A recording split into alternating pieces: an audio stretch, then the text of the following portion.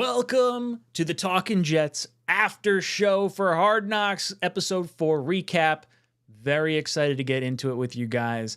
Lots of fun stuff. We have best part of the episode, and it's going to be a runaway favorite, I think. We have Can't Fix Stupid, talking about the earbuds. You have Brownlee and Gibson bromance. You have the Sopranos edit with Salah, and then in a landslide voting victory right now, I've never heard of you. The Aaron Rodgers quote after he got hit by that Giants defensive lineman was so great.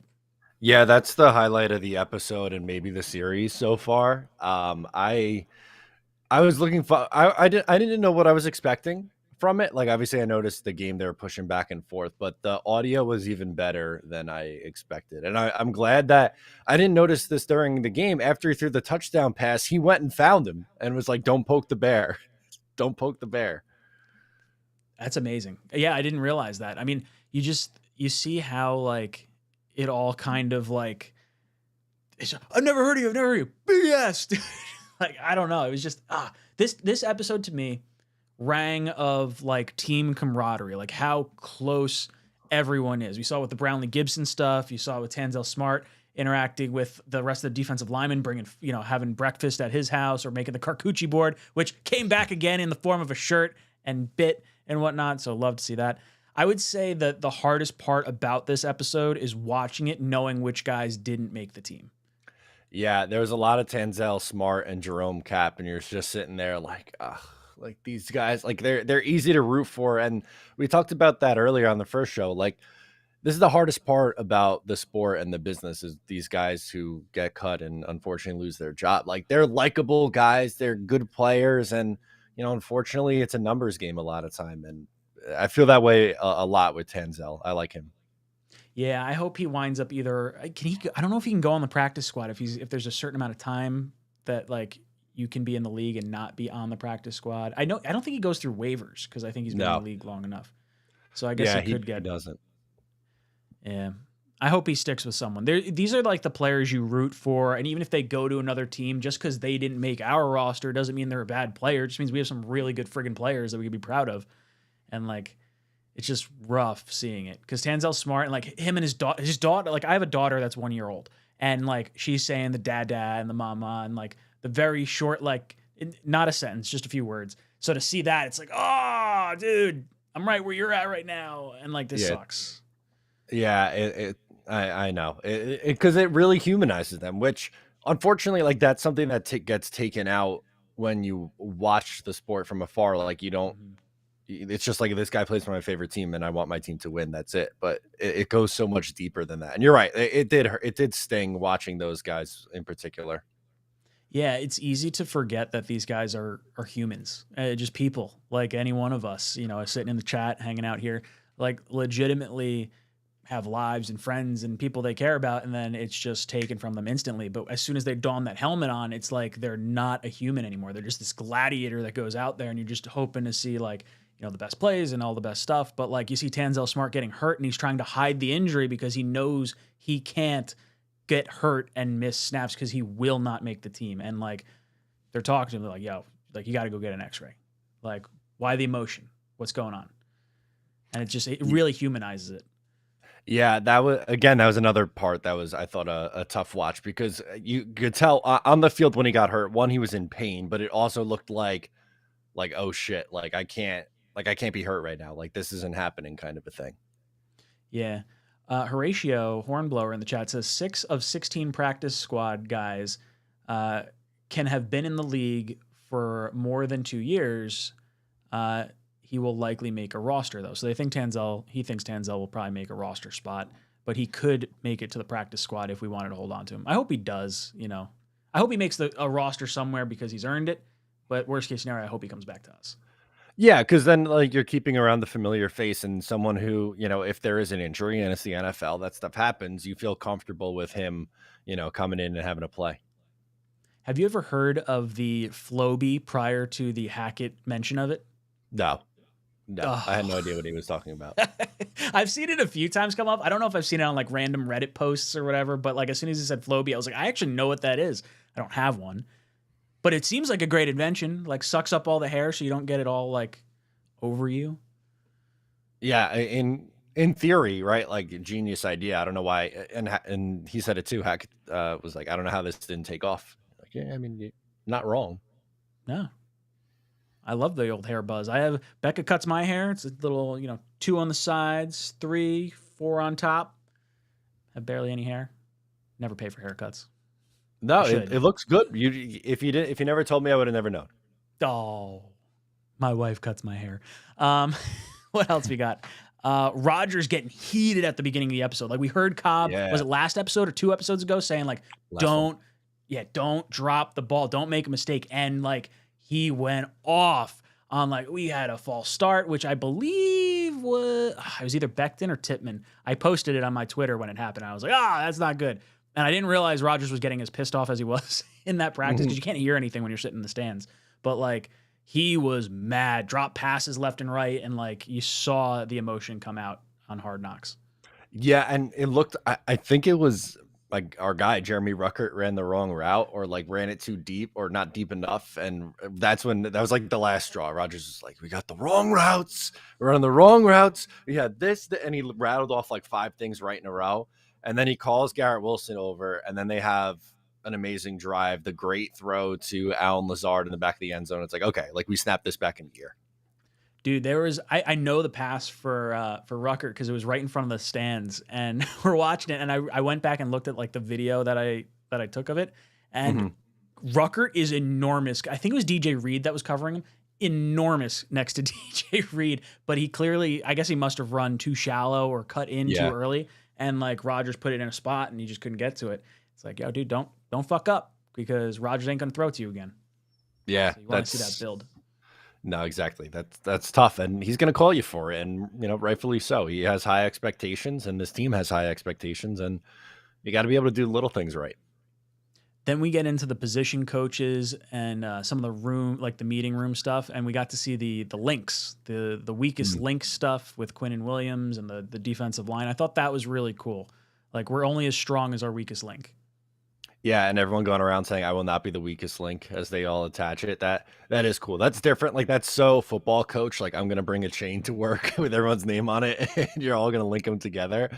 That's great. I liked in this episode, which is something they did a little bit differently. We saw more like involved in each positional group. Like we got a brief in the running backs, the wide receivers, quarterback room, defensive line. I think even safeties. Briefly we saw, so that was cool. Hackett talking about Golden Day and the Tugolicious. I've never heard that term before, but I'm loving the Tugolicious. Yeah, I like it, and calling out Izzy for not celebrating with the team. He put like every old boomer watching who's like, just flip the ball to the referee. We're not having fun out here, but he's like, no, we're going. He's like, F that. We scored a touchdown. We're going to celebrate, but do it as a team. Like we did this, accomplished this together. We're, going to rise all ties kind of thing. And he's right. You should do it as a team.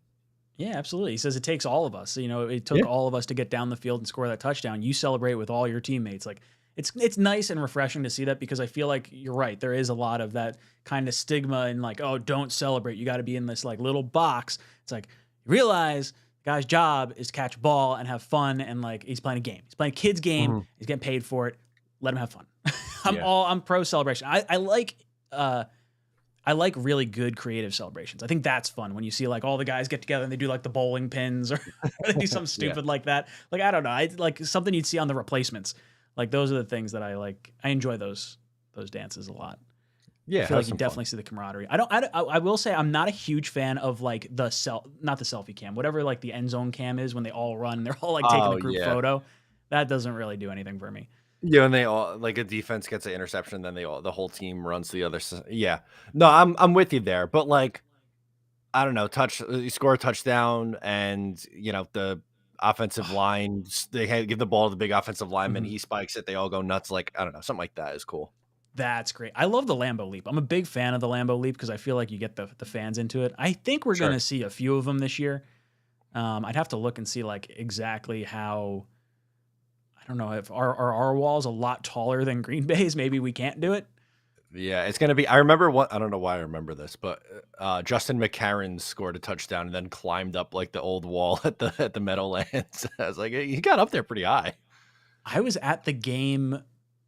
I don't even remember who played in it now, but I was at the game when like one of the walls fell down. It was like a big issue. Really? Okay. I Yeah, don't it was remember like that. off to the side, like I don't know. I think it was on the Jets sideline too. Hmm. What else we got? We got Ulbrich talking about empty the tank, no regrets. You won't regret anything if you leave it all out on the field, because the worst thing you can live with is that thought in the back of your head saying, "I wish I had done enough."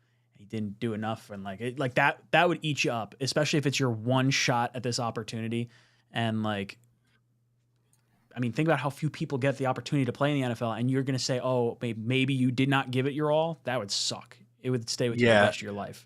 No, 100%. Like if you get cut because like that's it, you weren't good enough, but you're like, I could have gave more on that play. Like you'll never forgive yourself for that. He was 100% right. Let's see. Cobb laying the boom during the Giants game on that crackback block. Yeah. And Roger said, "What are you doing? He just lost all his training camp money." Yeah, it's Like not everything you 2014 got. anymore. He goes, it's not 2014. Yeah, I it was a heavy block. They're gonna call that every time on in today's game. He was right, but he was like, I don't know, I blacked out. I'm blacked out. It was funny, and the teammates chirping him was good. Yeah, no, that was, I mean, he laid the boom. And he even tried to say, like, okay, look, like, he hit my back even though my body was going forward or whatever. It's like, dude, that's clearly like a blindside block, but like, he took that dude off his feet. And I Yeah. love the Michael Carter hit. Like Michael Carter 2, that one hit on the screen where Salah Oh just yes. loses it. Let's go, Mike. It's just like Yeah. jumping out of my seat seeing it again. Yeah, that was a huge hit. That was awesome. The drive with Garrett Wilson catching the touchdown pass and everything, and like Rodgers talked to him. It's one of many. More to come. Like, Yeah, oh man, hopefully. Yeah, hopefully we see that like 10 plus times this year. That'd be nice. my fantasy team is gonna love it. I want Garrett Wilson in like as many leagues as I can get. He always goes so early in these. I've been in 2 drafts and he's gone way Top of the or one second. of yeah, top of the second. I had the one I Yeah, did last night. I had the 3rd pick. So I ended up at McCaffrey was my first pick, and then I was like, there's no way he's gonna make it back around. And then it was literally like the first pick of the second round. He was gone. I was like, shit. yeah. I was gonna say I think I was in a 10-person league in one of my drafts, and I think I got him middle of the second round in that one, which would have been like around the 10th pick in like a 12-person league.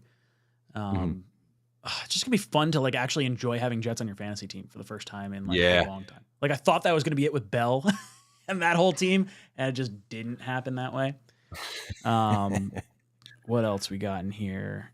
Yeah, the Brownlee and Gibson relationship I thought was really cool. I didn't realize how close they were. Um, and seeing like the ping pong and the up downs and just like how they feed off one another's energy. Thought that was really cool. And I think that's part of the reason why you saw both those guys make the roster. I think there's very clearly an acknowledgement from the coaching staff that like, hey, these guys got it. Like you got a mold of clay in Brownlee, and you got Gibson, who's just a spark plug with the ball in his hands.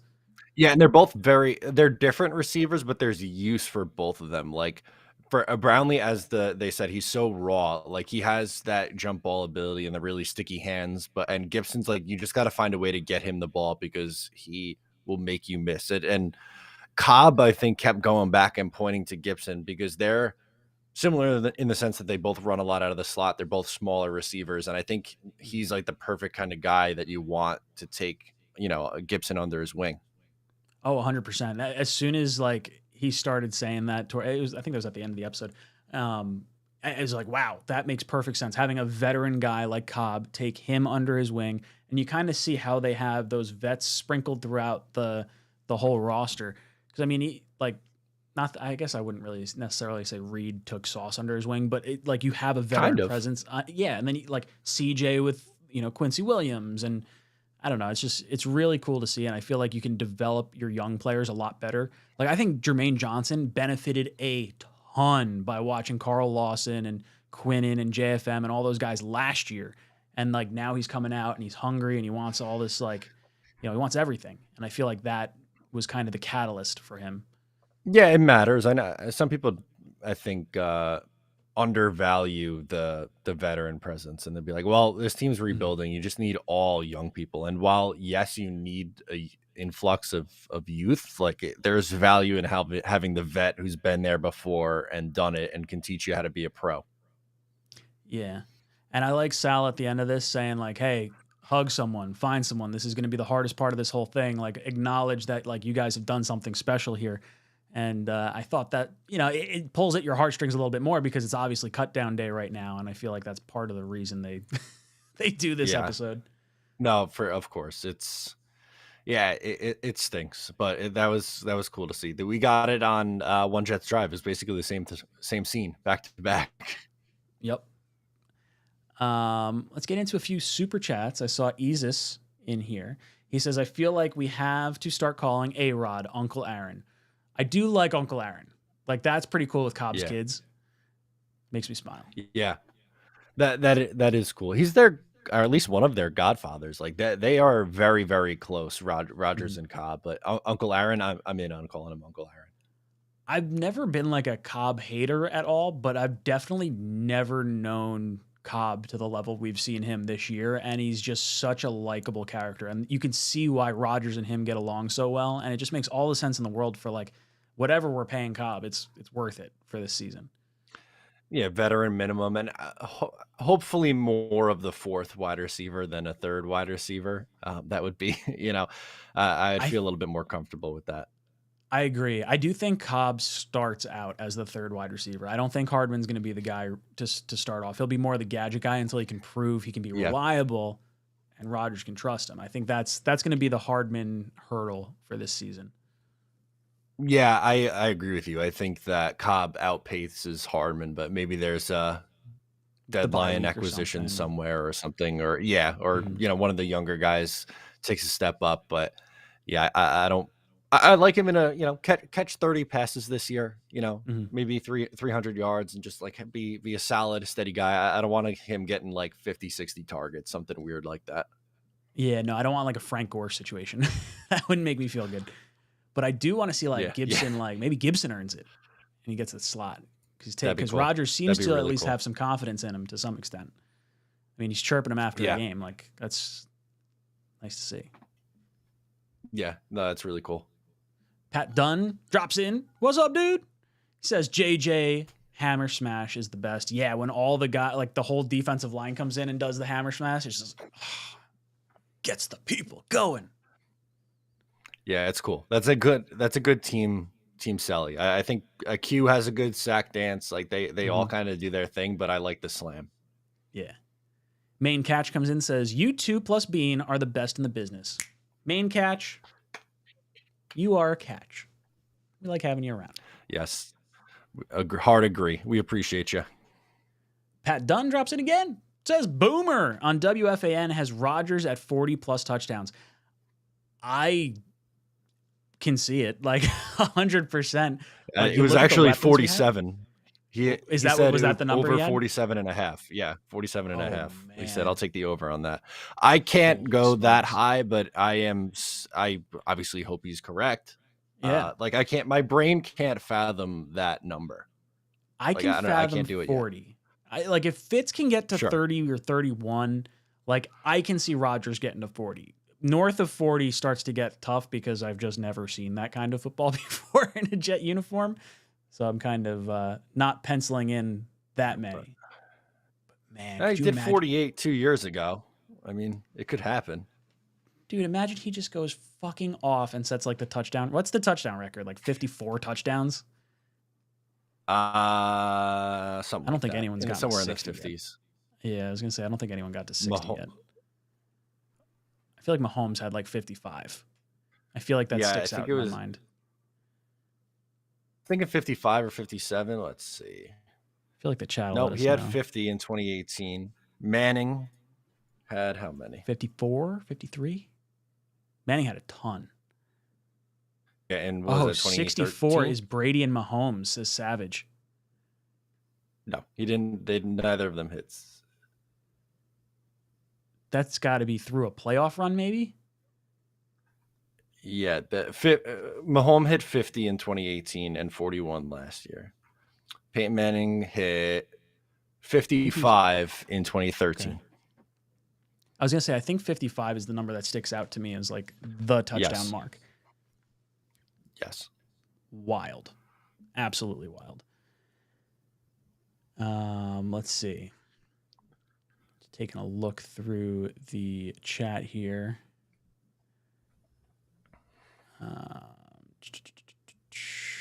Okay, Yeti says Aaron Rodgers stays till around round 6 in every fantasy draft that I've joined. Funny how they have him ranked. Round 6 is kind of early for a non-mobile quarterback. That's early. Yeah. I was gonna say, Yeti, do we know how fantasy systems score? They like the running quarterbacks. Yeah, I like Rodgers a lot, and I have no problem taking him, but I'm going to go with a mobile quarterback before I go with him. Like, you would take a lesser mobile quarterback than like an elite only passer. Right. Exactly. Because in the leagues now, you get so many points for, the rushing yards and the rushing. Like, I ended up with Justin Fields. Is Justin Fields as good as Aaron Rodgers? Obviously not. No, but in a fantasy perspective, if he runs for 900 yards and 7 touchdowns and throws for another 20, then you're in great shape. Oh, yeah. And that's probably putting him very close to Rodgers' numbers because each rushing touchdown that he gets is 6 points as opposed to 4 from a passing touchdown. And yards are different too because yards in a traditional league are 25 pass yards for a point, and it's 10 yards in a rush for a point. So those rushing quarterbacks get your points quick. Yeah, it matters. I've had Lamar. I've had Vic in the past. I had Vic when he was in Philly. I had him and Deshaun. I wound up. They were Deshaun fun. Jackson. Dude, I won a fantasy matchup on the Deshaun Jackson punt return against the Giants. I fucking lost my mind. Wow. It was great. That was a wild game. I'll never forget that. Fungus Among Us says Dolphins fans didn't get Dalvin Cook, Jonathan Taylor, or Tom Brady. I love it. Couldn't have happened to a better fan base. An absolute shame. Ryan says Gibson and Brownlee have such a fun dynamic. I'm hoping that they stay on the roster through the season. Yeah, I feel like if you make the 53 at this point, you're probably all right, barring some kind of injury or some sort of unforeseen thing happening. Ferris Grimm saying, do you think they mention cuts in the next episode? Yeah, probably. Yeah, they started. I mean, they started to with Cap already. Yeah. Yeah, they'll have to touch on Smart, I would think. But we'll also know by next week's episode who made the practice squad. So maybe we're having like this happy story of, I don't know. If Cap got cut as late as he did, is he still able to sign with the practice, or as early as he did? Is he able to sign with the practice squad, or does that only happen after today? You can sign with the practice squad. No, I don't see why not. No, I don't see why not. Yeah, I don't really know how that works. Just in on Sunday says Jet Life Stadium. I love that, and Aaron Rodgers saying it, because it's always something that like sort of fans sort of like joke about a little bit, and like seeing it, our quarterback. Isn't that weird? Rodgers, our quarterback. Still feels weird saying that. It hasn't hit yet, but I mean, it's the truth. They won that game. The week 8 is the more important one. I hope they win week 8 just as decisive as they did this past week. Did the guy that hit Rodgers make the Giants? Does anyone know that? Chat, let us know if the guy that like bumped Rodgers on that touchdown drive, if that's like if he made the team, because I would love to see like, I don't know. I would love to see like the longest yard play where like the Adam Sandler whips the ball at the ref and hits him in the dick. Do that to that guy. Just one time. Oops. Whack. Just once. Just wind up. Let him come. Boom. Yeah. Oh my God. That's such a good movie. Kelvin says we all should chip in and pay for the fine for Cobb. Do like everyone donate $1.80 or something like that, like make it an 18. Hell no. That guy's a millionaire. He's got a bunch of money. Dollars. Let Rodgers pay for it. Yeah. Rodgers can pay for it. Yeah. I wonder how much the fine was. They were saying like the last one he got was $19,000. Shit's Yeah, it's scary. probably 'Ugh. 10 to 20,000 somewhere in there. It's ashtray money for these guys. I didn't notice this. Omar says, I loved how fast 𝐒𝐭𝐭 came in there between the loser who cheap shot at Aaron. I didn't catch that. That's awesome. Yeah, he was right. He was right there for it both times, I feel like, which is Dude, there good is because how no. many times? I was gonna say, there's Sorry, go no ahead. way I'd like screw with anyone if Becton was like, "Oh yeah, you want to do that again?" I'd be like, "Nope, you're No, enormous." of course. I would have that same reaction, but also I feel like this offensive line in years gone by has been like, oh, our quarterback got hit. Oh hmm well, kind of thing. Again, they need someone to stand up for their guy, and if it's 𝐒𝐭𝐭, he's just going to win over the fans even more. Oh, I love it. I mean, how many for the last like year or two, I've been kind of ripping on McGovern for kind of walking away from Zach after he's been hit and things of that nature. So to like see the offensive line get fired up, I think it does help that they know that like Rodgers is like that dude. So like they'll probably, throw a little more skin into the game. But man, it's nice to see our players feel like they have each other's backs. Yeah, 1000%. Makes a big difference. Let's see. What else is going on in the chat? I'm like behind here. Jigga says, such a great episode. I Agreed? enjoyed it. I liked it. Yes. Ron says, wasn't Gandolfini a Jets fan? I think he was. I'm pretty sure that's right. He was. He was at MetLife. He was going nuts in the Jets Cowboys game on Monday Night Football opening night That in was the one 2011. Revis intercepted. I think that's that year, right? Yep. Average Joe says, as a Jets fan, it's tough. It's a tough position to be in. Would you rather start Tua or A-Rod in fantasy? I'm not taking Tua in any of my fantasy leagues. Like, I don't care. Doesn't matter. I'll find another quarterback. I'm not taking Tua. I'm not taking Mac Jones. I do sort of have a soft spot for Josh Allen. I like Allen a lot. I think he's a fun player to watch. He's a good fan. Yeah, he's a good fantasy quarterback. If so Tua's is Tua, if but I Tua's don't healthy, I don't care. that's I'm what I was not gonna say. taking Tua. If I won't touch Tua's him. healthy, he's probably the better fantasy quarterback. But not by a landslide. If you have both, if this is the question, like if you have both Tua and Rodgers on your team, I think you play it by matchups. Yeah. Or I would just start Rodgers the entire year because I'm going to get mad if he winds up having a game and he's not on the bench. I'd be so mad. I'd be like, I'm a bad Jets fan. Fair. Yo, it's Vince says, still haven't seen much of Joe Douglas or Ron Middleton. I don't think we've heard Joe Douglas's actual voice, and Ron Not Middleton once. got mic'd up a little bit last week for like a second. And that was like it. I know. I'm bummed by the lack of Ron Middleton content, but JD really wanted no part of this. Yeah, no, I think because he was the Turk again, like with the Baltimore Ravens, I think he just doesn't want. Yep. Like if it was up to him, we would not have had Hard Knocks. I think he was staunchly against it. Oh, 1000%. Duncan says anyone cut since last Thursday till today is eligible for waivers on the practice squad. Okay, so Cap is probably hitting waivers until tomorrow at noon, and then everyone clears the. Yeah, we'll find out tomorrow who clears and all that fun stuff. Savage says, we actually own JetLife Stadium 6040. Legally, by the way, we own majority. Is that actually true? Do we own the majority of that stadium? Our home stadium, motherfuckers. 50-50. Let's go. That'd be kind of hilarious if that were the case. It'd be really weird because I feel like that's got to be a 50-50 split. 2 NFL teams. Yeah, you would hope, but Savage pops in, says $20,000 fine for Cobb. Is it? I'm taking it as fact. I'm not fact checking it. Jin Pak says McGovern stood up for A-Rod. It's nice, right? Like that he's actually standing up because that was one of my biggest gripes with McGovern. And when I saw him walk away from Zach, I was like, I want a different center. This is ridiculous. Your center should be one of your nastiest dudes, like on the offensive line and sticking up for your quarterback, and for him to just walk away. Yeah. So good to see it. Mm-hmm.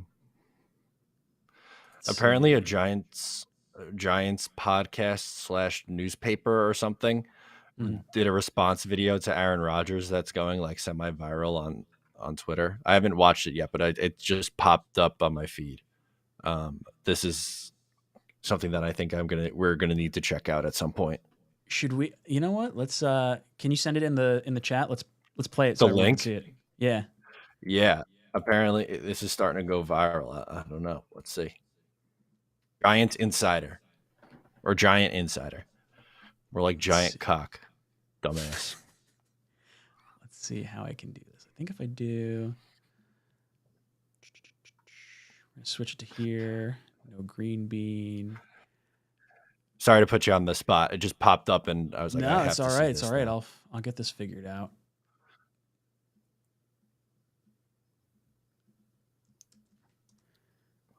I just got to see if the audio... I don't know if the audio is going to come through or not. Hold on. No. Give me a second. I'll get the audio up.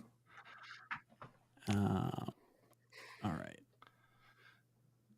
This volume all the way up. Has anyone in the chat seen this video yet? Let's see. So I'm watching Hard Knocks, and Jihad Ward pushed Aaron Rodgers. Aaron Rodgers. Seconds after he got rid of it. Rodgers got real upset, and he came back at Jihad with, "I don't even know who you are." What the hell was that? Oh, man, come on, Aaron. Give me a break. Tough it up, dude. That's ridiculous. So I'm Like, that was clearly a late hit. That's it. It's like not even remotely. That was a stupid. I hope that doesn't go viral. That's dumb. I was Giants Insider podcast and newspaper. Shut up. You're wrong. He's a cartoon character of Staten Island. Yeah. That's like if you wanted to like create the most like New Yorker kind of accent, I feel like that's that guy's accent. Come on. Aaron, grow up. Jay Gray said, "Oh no," and gives him a tissue. Made me smile. That's stupid. Hard Knocks. He's a fucking cartoon character. Hot. Oh, jeez. Oh no. It's more Jet's Twitter making fun of this guy, but this is funny. That's all right. He deserves it. I shouldn't lay into him too hard, but I should. Let's see. What else we got going on in here? Average Joe says, I think the last episode may feature Joe Douglas heavily in all the roster moves taking place. Oh, maybe. I didn't even think of that. Perhaps he gets possibly in there. Anonymous says, Giant fans talk too much shit. Really hope we beat them in the season. Yeah, I'm going to be upset if we don't beat them. I feel like we should. They're going to be a sneaky good team. Yeah, they're well coached. They are a very good team.